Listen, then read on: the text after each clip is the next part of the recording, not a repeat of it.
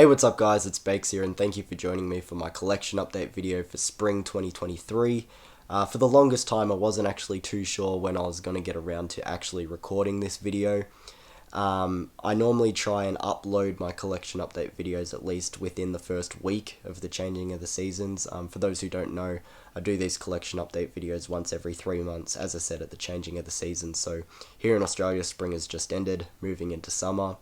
But the reason why I wasn't too sure when I was going to get around to it, I'm sure you can tell from my voice, I've been sick as a fucking dog for the past few days, and it's my own fault. I've gone to 2 concerts and 1 festival within a 4-day stretch. Went and saw Paramore, and then the next day, a full-day festival, Good Things here in Melbourne. So many cool bands, so Fall Out Boy, Limp Bizkit, Slowly Slowly, Stand Atlantic. It was a fucking awesome event, but that's probably where I got sick. And then last night went and watched the Foo Fighters, so it's been a fucking grind. But that's why I've been so sick and just headaches and coughing, runny nose and everything, but surviving. But I knew I wanted to get around to doing this collection update. Hopefully I can still fit it in before the first week of this month is over, but as usual, I've got so many horror movies to go through. Of course, we're going to start with that as usual, and then I've got a few collectibles and of course albums at the end as well. So my brain isn't fully functioning, so let's just get into it. As I said, hopefully I can get this video out before this first week of the month is over. I guess it just depends on how long it takes me to edit this video, which normally doesn't take too long because I don't do much editing in my collection update videos. They're pretty just free flowing. But here we go, starting off with the horror movies. So first one here is a film from this year. I missed it in cinemas, called It Lives Inside. I actually thought this one was kind of interesting. My favourite element to this movie was actually the cultural element of this movie. I don't want to get it wrong, I'm terrible with keeping track of cultures and everything. I always get them mixed up with each other, but yeah, I really liked the cultural aspects to this movie. I thought that was the most interesting part of it. But yeah, pretty good watch as well, as I said, from this year. Missed it in cinemas. Next one, man, a classic. It was ages since I last watched this movie.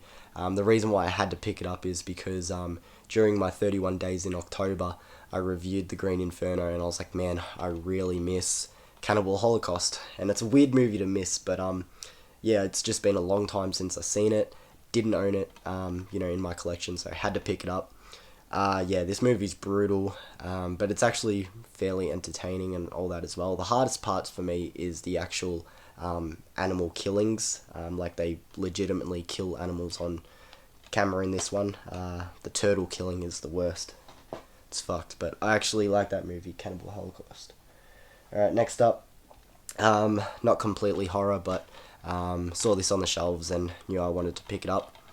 Disturbia, kind of like a modernized thriller remake of Rear Window, I guess, with Shia LaBeouf. Really entertaining movie though, quite suspenseful too. Say this sickness, my throat is already going dry. Got my Pennywise mug. Alright.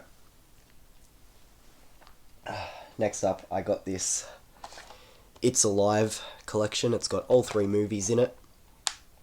I haven't cracked into it yet, but I might do like a fun little binge one night and just watch all 3 of them. Because I mean, these movies are just fun. You don't have to think too much, just enjoy.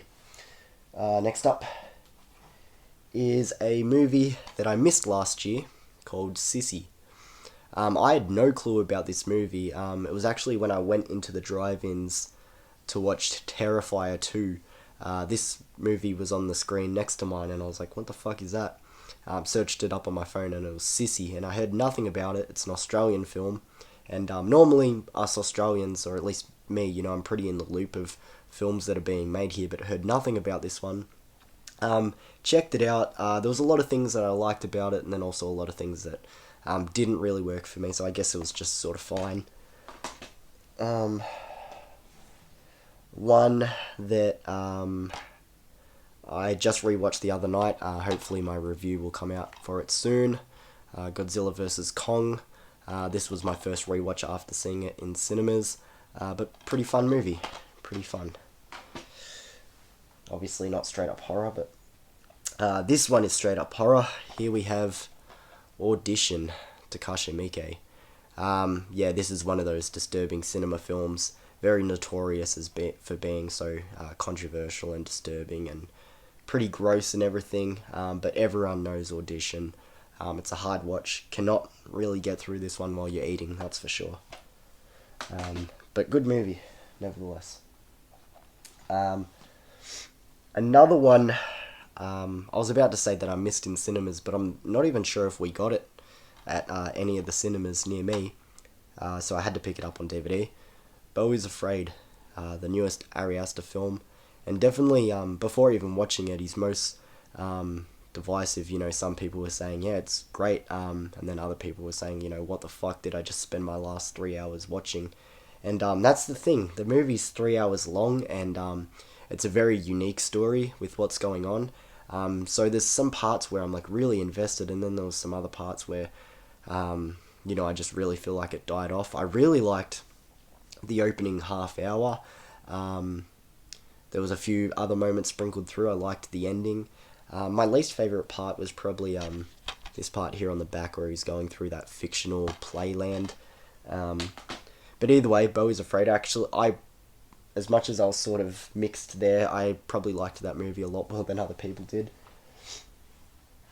Another one that I recently just gave a rewatch to, actually on the same day as I watched Godzilla vs. Kong, Ghostbusters Afterlife. Man, too many people just don't get around this movie. It's fucking fun. Like, if you're a fan of the OG Ghostbusters and, you know, those first two movies, I can't see why you wouldn't be a fan of this one, because I think it's a blast as well. Yeah, Ghostbusters Afterlife. As I said, I should have reviews for Ghostbusters Afterlife and Godzilla vs. Kong coming out soon. Again, I just gotta, you know, edit and do all that shit for them. Alright, next up, Dario Argento's The Bird with the Crystal Plumage. I mean, a classic Giallo. I mean, most people who are familiar with Giallos would definitely know this movie. It's one of the more well-known ones. And a pretty entertaining watch. It's definitely not one of my favourite Argento movies. But, yeah, still a pretty entertaining film. Sorry, as I said, my brain is just not working at the moment. But, doing it for you guys. Let's fucking get it. Alright, coming to Christmas time, so I knew I had to pick this one off the shelf. One from last year, and I had a great time with it in cinemas. A Violent Night. Obviously not straight up horror, but, man, just a fucking fun movie. David Harbour plays pretty much John McClane from Die Hard, but Christmas. I remember when the poster for this movie dropped, and I literally thought it was a meme. Like, I thought like it was Universal, because it came up on their Instagram page. I thought it was them just doing like a little prank sort of thing, but no, it was legit. And yeah, as I said, really like that movie, so I'll give it a rewatch hopefully before Christmas. Here we have Don't Worry Darling. Again, a bit more of a thriller. Got that Twilight Zone sort of feel to it. I remember this one had a lot of mixed reviews as well when it came out, and I think I liked it more than, you know, a lot of other people did. I think everyone was just sort of caught up in the, what's the director's name? Olivia Wilde, Harry Styles, Florence Pugh drama that was going on, and you know, they were just sort of waiting to hate on the film. Yeah, I didn't think it was that bad, but rewatching it since picking it up, yeah, I didn't like it as much as I did the first time, so that was unfortunate. Here's a classic. Henry, Portrait of a Serial Killer. This was actually a first time watch for myself, but for the longest time, so many people have been recommending this movie to me. I didn't love it, but I respected like the grittiness of it, and man, Michael Rooker, a young Michael Rooker in this movie, he did a great job. Him as Henry. Really cool movie though.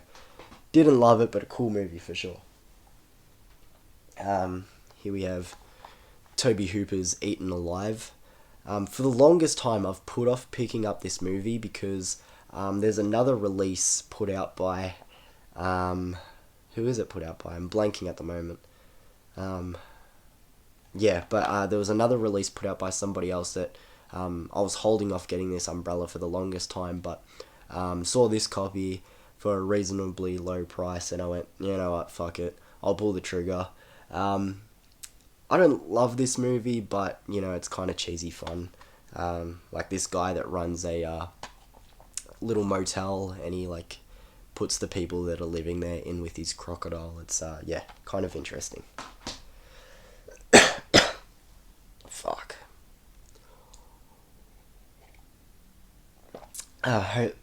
Hopefully you guys are sticking with me. Like, I even had to bring fucking tissues in just in case I started fucking sneezing and needing to blow my nose. But I know my subscribers, man, they get around me.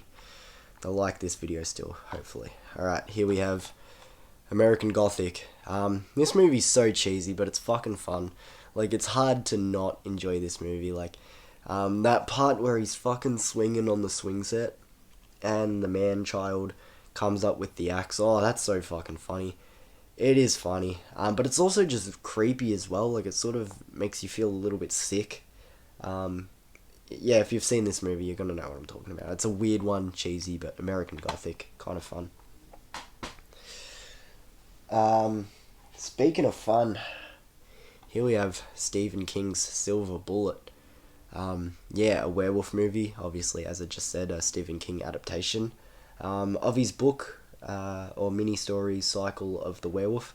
I've always said the best part of this movie is Gary Busey and Corey Haim. Their chemistry in this film is, like, second to none. Like, it's so fucking good. It's like uncle and nephew.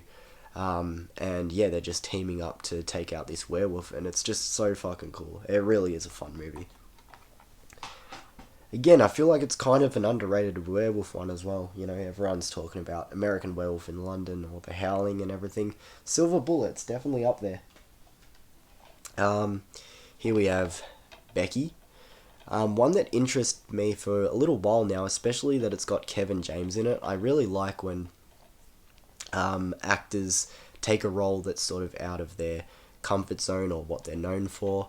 The movie was just sort of okay. I thought it could have went a little bit gorier and, you know, taken it up that notch. Apparently there's a sequel to this one that's come out, I think, just this year. Wrath of Becky, if I remember right. Apparently that one's a little bit better, so maybe I'll check it out. Alright. Had to pick this one up. Leprechaun 3. A lot of people saying that this is the best one in the Leprechaun franchise and the most fun. For some reason, I rewatched this one a little while ago, and it just didn't hit the same as what it has in the past. I don't know what it is. Maybe I just wasn't in the right mood that day, but don't get me wrong, still a fun movie. I think, like, the first 3 Leprechaun films are all, weird to say, pretty solid. Like, I kind of like them, so yeah. One still in its wrapping, and I've never seen this movie before. But it's one of those ones, people will call it a proto-slasher. I've heard some people call it the first ever slasher movie. Here we have Peeping Tom. Even though I haven't seen the movie before, just off my horror knowledge, I wouldn't call it the first ever slasher. But definitely could put it in there as a proto-slasher, for sure. Yeah, Peeping Tom. Apparently very Hitchcock-esque. But yeah, keen to check this one out. Fucking hell. Save me, Pennywise. Oh, guys, don't feel bad for me. I feel bad for you. You guys are watching this going, what the fuck is this guy doing? I'm sure so many people are thinking, like, bro, you could have just waited to get better and do this, but no, I gotta fucking do this for you guys. Here we have 3 Extremes. Now, I actually have a funny story with this one because I have 2 copies of 3 Extremes now. And the reason is I picked up this one first, went to watch it, and it just didn't fucking work. It just came up as a blank screen. You know, I have a region free player, so it should have worked, and I had no clue what was going on, and I bought it off this guy, and I said, hey, the copy of Three Extremes that you sent me, it wasn't working. And I guess he was fucking hoarding copies of Three Extremes, because he sent me a picture of another 3 copies, and he goes, oh, which one do you want? And any of them. Sent me this one, and I got this one working. And I think I actually figured out the reason why this one wasn't working, so now I just have 2 copies of Three Extremes. But either way, getting off topic, if you haven't seen Three Extremes, it's 3 extreme, horror shorts in one movie. You got Park Chan-wook's story in this one, Takashi Miike, and Fruit Chan. Fruit Chan probably does the most notable story in this one, being dumplings. Man, yeah, just don't eat while watching dumplings. But the other stories are actually pretty alright as well. So yeah, I do like Three Extremes, not bad. Another one from this year, but I do got to give this one a rewatch, and I'll explain why. But here we have The Pope's Exorcist. One I didn't watch in cinemas purely because I didn't have high hopes for this movie. I've said this so many times on my channel before. I'm not the biggest fan of Exorcist, supernatural movies, just especially, the past 10-15 years. They've all just been cookie cutter copies of each other, especially ones that involve priests in the church coming in, and, that whole sort of angle of it. They all just seem to be the same thing. But I was watching this one having a fucking blast. Like, Russell Crowe was like a fucking rock star fucking pope doing rock star exorcist doing this shit. It was fucking cool. But I guess I was too tired and I fell asleep, so I got to give it a rewatch. But yeah, I was digging that one for what I remember. Alright. Next up, this was such a cool find. I'm so happy I found this. High Tension, otherwise known as, it doesn't say on here, I'm going to have to remember, Switchblade Romance, I think. This is one of the 5 French Fab 5. Sorry guys, as I said, my brain is not working. Now I have 4 out of 5. I'm just missing Frontiers.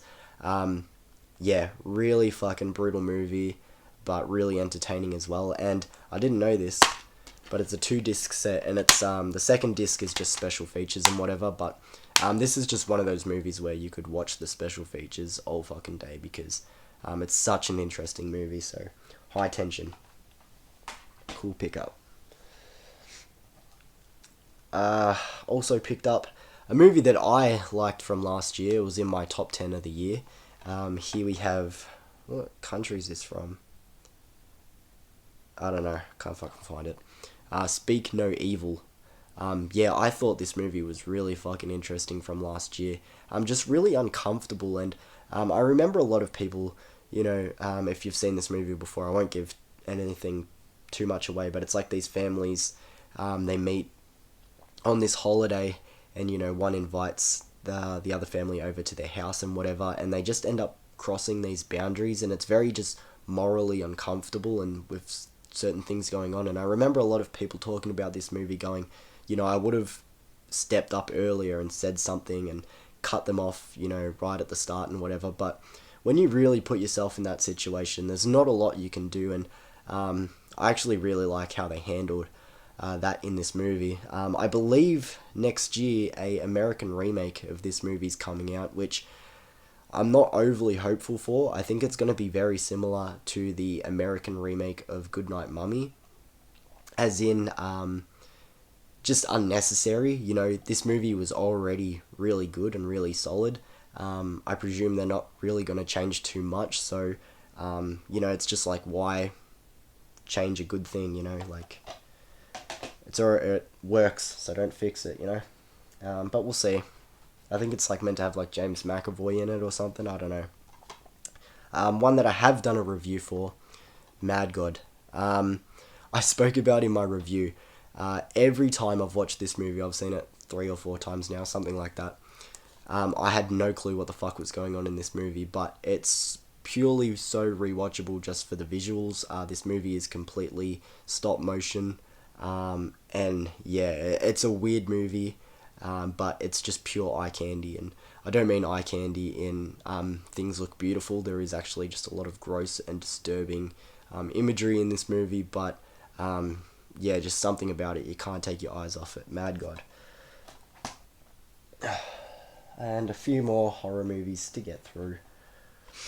If I recorded this video, a month back or whatever, there would have been a lot less horror movies. The first 2 months of spring, I was actually really below on my horror movie pickups, but either way, got a few more to go. Dressed to Kill, Brian De Palma. It's sort of weird saying like an American Giallo, because it kind of is, but I feel weird, calling another country and saying a Giallo. I don't know, it just feels weird to me, but man, this movie's fucking fun. This movie's just so cool. I'm just gonna leave it there. If you've seen Dressed to Kill, you're gonna know what I'm talking about. Michael Caine's in it. Cool movie. And last one for the horror movies here. One I was a little bit let down by, if I'm being honest. Here we have Gretel and Hansel. It's directed by, forget his name, Oz Perkins, Anthony Perkins' son.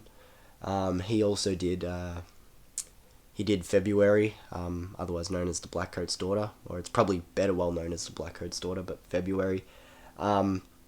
Man, I was like really looking forward to this movie, even though I had heard a few people say it is a little bit disappointing, and unfortunately they were right. Yeah, I was a little bit let down by this one. I thought it was a little bit boring and kind of safe as well, just a little bit, to the numbers. It still is a quirky movie, but yeah, just nothing too appealing to me, so there we go. I was going to get into the music, but oh, shit, actually, I've got more DVDs to go, actually. Fuck, I forgot about the shows I picked up. Sorry about that.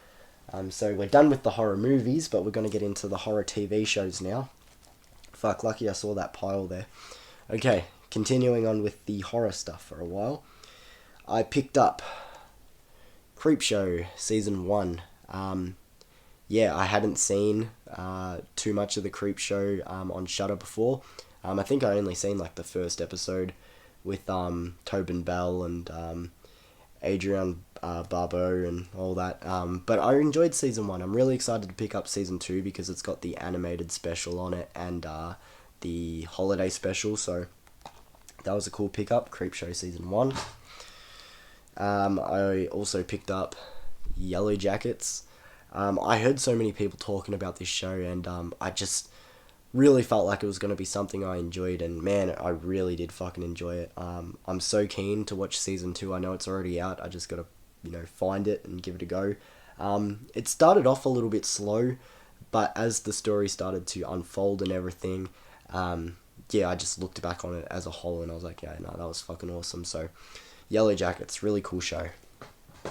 Again, a bit more of a thriller drama, but it's got, some fucked up shit going on in it.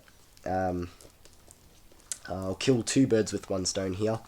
I picked up Haunting of Hill House and The Haunting of Bly Manor. Both Mike Flanagan, miniseries or whatever. I have seen majority of Haunting of Hill House. I don't know the reason why I stopped watching it, but I think I just sort of phased out of it and, haven't rewatched it since. Bly Manor, I haven't seen at all. But I really like Mike Flanagan. He's definitely a director that's grown on me over time, whether it's his series or his movies. He's doing another series at the moment that I haven't watched, Fall of the House of Usher. Apparently that's really good.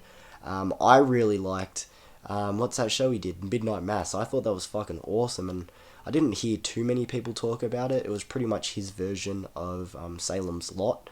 But yeah, Midnight Mass was fucking cool. So I picked up these two. I've said this before, I don't normally pick up horror TV shows. I'm just, whenever I have money to put towards horror stuff, it's normally movies. But I thought now was a good time, one, because I've sort of recently just sort of had an interest to pick up shows, and two, I'm trying to save a little bit of money now that I'm coming towards Christmas, because people are just going to be buying me horror movies anyway, like my family and friends and whatever. So if I stop myself from buying horror movies that people are going to buy for me anyway, I can spend some time watching some shows and whatever. Hopefully that made sense. I picked up Chucky Season 2. I know Season 3's out, but again, I'm playing catch up. This was not as good as Season 1, obviously. Well, I'm not sure if that's obvious, unfortunately. Yeah, I just feel like, just like the original, stretch of movies, I just feel like it's going too comedic for me. I just prefer a bit more of a serious Chucky. But I enjoyed the first half of this season though. It wasn't bad. Like, it wasn't completely unwatchable, is what I'm saying, but didn't hit. And a show that I have seen before, but I watched it right when it first came out, and would be interesting for a rewatch. Jordan Peele's remake of The Twilight Zone, and here we have season 1. Yeah, keen to give this one a rewatch. I thought it was pretty interesting when it came out. Alright, now I did this last time, so I'm just going to do it now as well. Again, continuing on with the movies, I'm so happy I actually turned my head and saw the TV show sitting there and everything.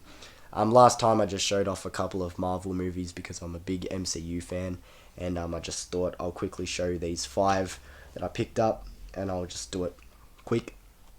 Shang-Chi, The Legend of the Ten Rings. This is one of the best obviously one of the best martial art MCU movies because it's the only martial arts MCU movie, but the fight choreography and all that, the sequences in this movie is like fucking insane. So good. Doctor Strange and the Multiverse of Madness, directed by Sam Raimi. I actually liked this movie more upon rewatch, and I thought it was actually going to go down on it. By all means, it's not perfect, but just the horror elements, especially in that final act that Sam Raimi puts in there, really cool. When this movie came out, I would have said that this is my new favourite MCU movie, but I'm not sure if it topples Infinity War, but it's definitely top 3. Guardians of the Galaxy Volume 3. Man, this movie made me laugh. I'm not ashamed to admit it, made me cry. This movie was just so fucking good. Yeah, Volume 3. Guardians of the Galaxy. Picked up The Eternals, which is one of the least successful MCU movies. It was like the first one to ever get rotten on Rotten Tomatoes. I know Rotten Tomatoes isn't the best use of judgment, anyone can just get on there and tank a movie, but I actually liked this one when I seen it in cinemas. I thought it was a really good job at doing this ensemble cast and making them all pretty interesting, and having each character have their moments and whatever. But rewatching it after picking it up, it was just a little bit slow this time around, but definitely one I want to give a rewatch again to soon. And here we have Thor: Love and Thunder. This is an MCU movie I could talk about all day, and for some good and bad reasons. I feel like at least it's entertaining, but the movie's bad, if that makes sense. Christian Bale as Gore, the God Butcher, is one of the most wasted castings in the MCU you'll ever fucking see. Like, he does such a good job, and he's only in the movie for like 5 minutes. Like, that's fucked. But I'll leave it there.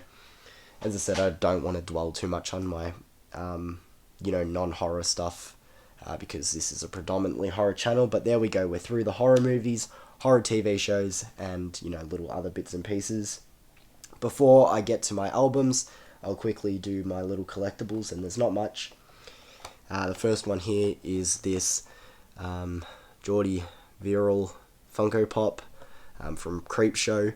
I just fucking love Creepshow. It's easily one of my favourite anthology horror movies out there, and this is such a great story. It's actually like really depressing, and it's flocked as well. That I don't give a fuck if it's flocked or not, honestly. So many people are like, I need the flocked one or the chase or the glow in the dark or whatever the fuck they are. This is just the first time I've ever seen a Geordie Viral Funko Pop, so I had to pick it up. Not horror, but my brother and my dad went and watched The Amity Affliction, one of my favourite bands. But another band that's grown on me more and more over time, Silverstein, opened for them, so they grabbed me a Silverstein shirt at the concert. Cool. And I don't know why I grabbed this, because it's not horror or music related, but I've said this on my channel so many times before. The Simpsons, my favourite TV show of all time, especially from seasons 1 to 10. It's just fucking god tier. picked up a calendar for next year, Simpsons. Alright, let's get into the music now. I have tons of albums to go through. I'm actually happy to hear that some people stick around in my collection update videos to watch my albums and stuff. I said during my winter update video, let me know in the comments if you stuck around for the music part, and a lot of people actually replied and said yeah they do, and thank you for that. Like, sometimes I just feel like everyone's left by now, but here we go. Oh, fuck. Alright, let's get into it. First album here, two-piece Australian band, Hockey Dad, and this is their album Blend In. This is really the only Hockey Dad album that's really stood out to me, but fun shit here. It's like indie rock. It's got like this sort of beach surf kind of vibe to it. Really cool. Next up we have an album that I actually already spoke about because I did an unboxing and spoke about this album a little bit, but Intellectual Property by Waterparks. Almost passed on this album this year, but yeah, it grew on me obviously and had to pick it up. Here we have the album Youth by Citizen. This is the band's debut album. It's one that I don't actually listen to that much, but I just went on a binge of picking up Citizen albums, and obviously that was one of them, and here is another one. Everybody is Going to Heaven. Again, not one I listen to that much, but I do like Citizen. Cool band. Here we have Oliver Tree's album from last year, Cowboy Tears. I'm not as high on this album as what I once was, but still fun. It's my favourite Oliver Tree album. I really do like, the country sort of influence on, what is still pop music. Songs like Cowboys Don't Cry and Freaks and Geeks and Things We Used to Do, like, I genuinely think they're really solid songs. I think people are just sort of like, you're either on board with the whole Oliver Tree persona or not, and it just, splits people, Continuing on with Citizen, I don't know why I just didn't put all the albums together. Their new album from this year, Calling the Dogs. Fun, yeah, man. This album's a breeze to get through. Like, even though, to be honest, it's not top tier of my favorite albums from the year, still really solid and enjoyable. Oh man, like, I'm telling you guys, I'm fucking sweating bullets in here. Like, the other day, like, I forgot where I came back from. Like, I was just that sick. I just passed out on the couch, fell in and out of sleep, like, for hours, and I was just sweating. Like, I'm telling you, I hope I fucking get better soon. But here we have KOD by J. Cole. That was a fucking surprise probably for you guys. I don't listen to a lot of rap, but I do like J. Cole, and I do like this album. It's not as good as 2014 Forest Hill Drive, but definitely has its moments for sure. So I wanted to pick it up. Another album from this year by a band that just doesn't miss. These guys don't miss. Here we have Ruckus by the band Movements. Surely I just summed it up enough. These guys don't fucking miss. Cool album. Cool shit. Here we have, again, another Citizen album, and my favourite Citizen album, here we have As You Please. Man, this is like, Citizen sort of changed their sound after this album. This was the last album that sort of had that grungy sort of rough around the edges sort of feel. Their follow-up album, Life in Your Glass World, and then now Calling the Dogs have a bit more of like a pop sort of feel to it. But man, this is such like a grungy feeling album, and it's so fucking cool. It's like so rough around the edges, but it just works. An album that grew on me so much since picking it up. It's always been one of my favourite albums by this band, but as I said, since picking it up and, having more time listening to it, it's so fucking good. Here we have Double Dare by Waterparks. I've always said Fandom is my favourite album by Waterparks, and I still would say it is, but Double Dare, it's nipping at its ankles now. It's right there, so. Nipping at its ankles, is that right? clipping at its heels. What's this? Oh, man, like, when I'm editing this video, it's gonna be fucking embarrassing watching this back. Like, as I said, my brain is just not working. I'm talking that much shit. Movements, no good left to give. My favorite Movements album. It's weird because it actually, like, the heights of Ruckus and their debut album feel something. Like, the best songs off that album are better than any of the best songs on here, but this album as a whole is the best of their three. I just think No Good Left to Give is incredible. Really good. An American sort of pop indie band. One of their singers is Dylan Moynette, the guy from 13 Reasons Why, and he was also in Scream 5, the Goosebumps movie. I really like him. This is his band Wallows, and their album Nothing Happens. Yeah, this one's a pretty fun vibe as well. Not my typical genres to go to, but for what it is, I do enjoy this album. Cool. Another Movements album. As I said, I gotta fucking keep them all together. I don't know why I grabbed them off the shelf like this, but Outgrown Things. To be completely honest, it was just when I was picking up the Movements albums, I saw this one there. Wasn't actually too familiar with this EP at all, but it was really cheap, and I'm like, man, Movements, as I said, they don't miss, so I might as well pick up this EP. And still, I haven't listened to it much, but everything that I've heard so far, enjoyed. So cool.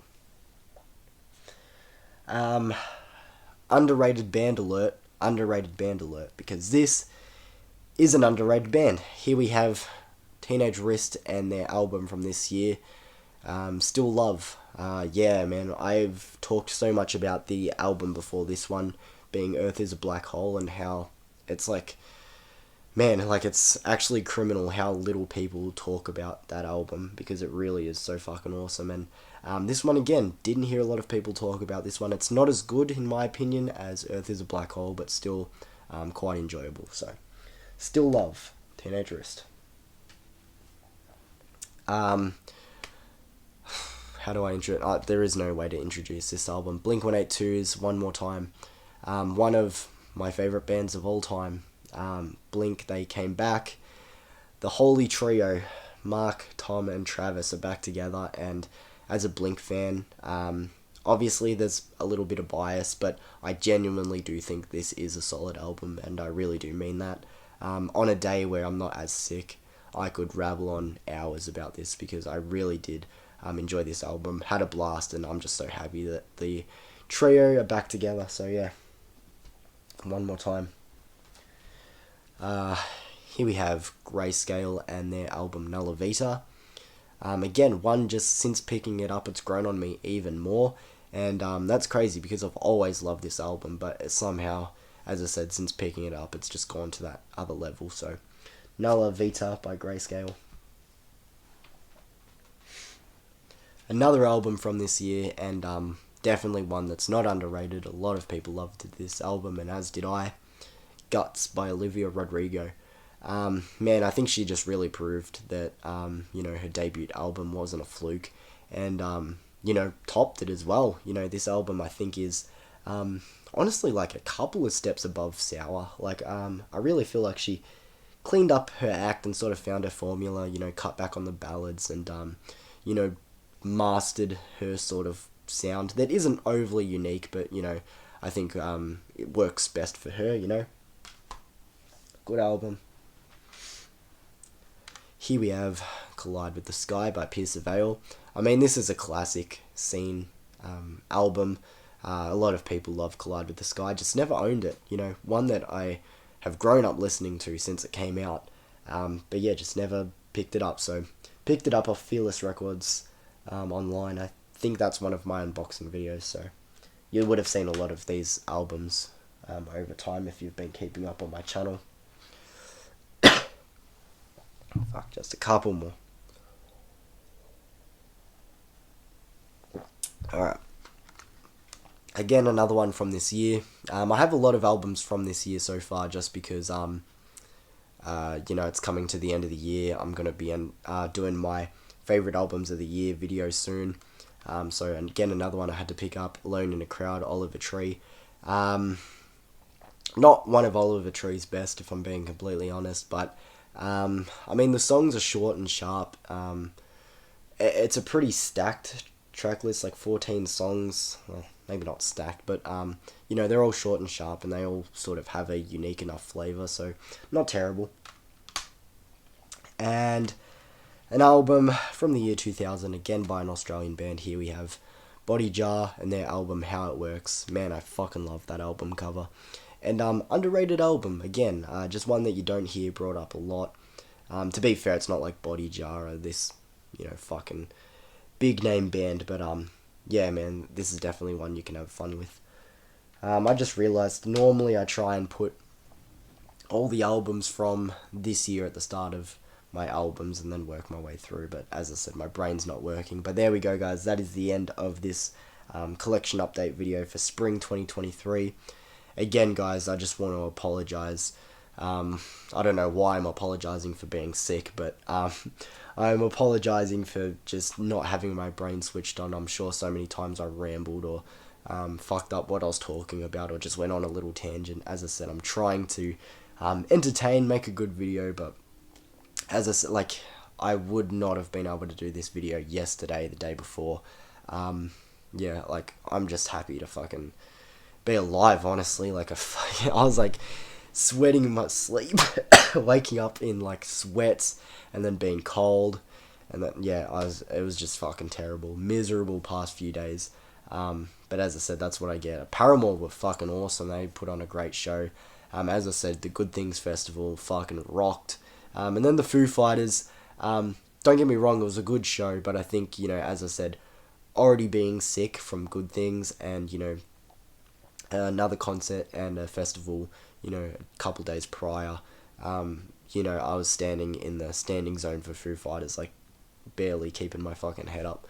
But yeah, either way, thank you guys again for, you know, sticking around for this collection update, and I'll see you for another video soon, guys.